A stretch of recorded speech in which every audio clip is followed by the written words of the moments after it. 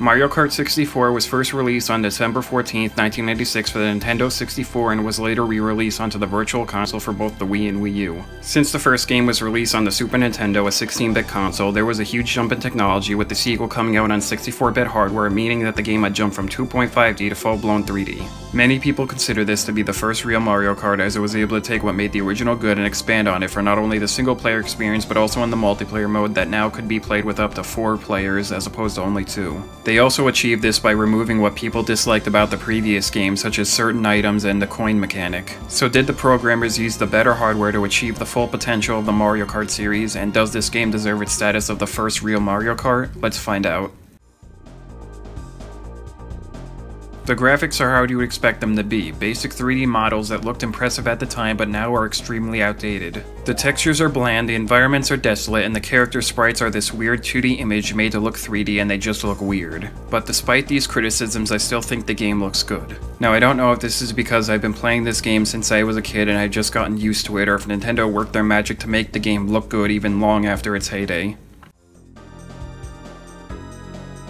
The gameplay entirely revolves around driving in your kart as you compete against your opponents to get first in every race. Now, although this may be true about every racing game, but what makes the Mario Kart series stand out is its inclusion of items. While racing, you will hit an item box and be given a randomly selected item based on what place you are currently in. The lower place you are, the better the item, while the higher place you are, the worse the item is. With the addition of items, every race has a chaotic element to it, making the gameplay not only about how well you could drive the car, but also about how lucky you are with the items you get, and how well you could use those items both offensively and defensively, which in turn effectively creates a whole sub-game within the main game. The controls are simple, as they aren't as complex as other racing games since you are driving go-karts as opposed to real race cars, so you don't have to worry about certain things such as needing to shift gears while driving. You use the control stick to steer your car, while the A button gives it gas and the B button is the brakes. The Z button is how you use items, the right bumper makes your kart do a hop and can be held to achieve a drift, and the left bumper changes the volume of the music. The bottom C button also allows you to use items, while the right C button changes your map type. The top C button changes your camera view, while the right C button and the entire left D-pad are not used.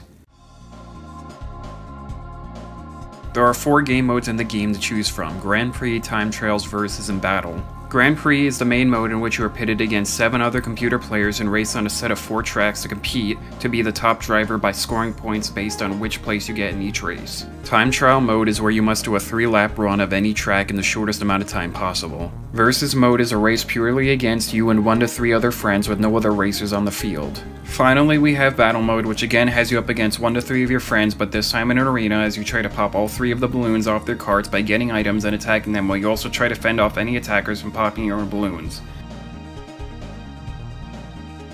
This game has 16 tracks to race on, spread across the 4 different cups. These cups are the Mushroom Cup, Flower Cup, Star Cup, and Special Cup. The Mushroom Cup has your basic tracks with simple circular layouts and generic locations such as a racetrack, a meadow, a beach, and a desert.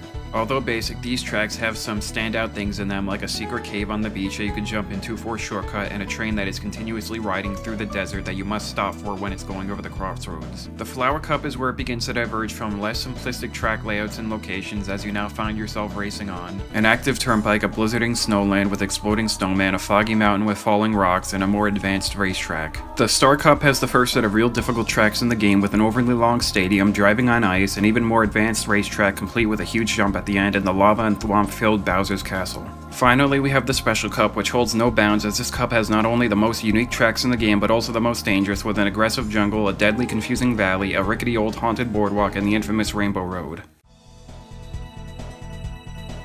For the Grand Prix, there are 4 difficulty options: 50cc, 100cc, 150cc, and 150cc mirror. 50cc and 100cc are the easy and normal difficulties respectively, meaning that these are the difficulties that are meant for a casual playthrough, as the other racers will barely be a bother and you will always win in first place. As for 150cc and 150cc mirror, these difficulties will truly test how well you can race a car, as the speed and AI difficulty are set to their max level. Time Trials is all about repetition on the tracks to learn the quickest way around them to get the fastest time. As for Versus and Battle, since these are competitive multiplayer modes, the difficulty for them comes down to your skill at driving, attacking, and dodging, how good your opponents are at driving, attacking, and dodging, how well you know the track or arena, and how lucky you are with the items you get.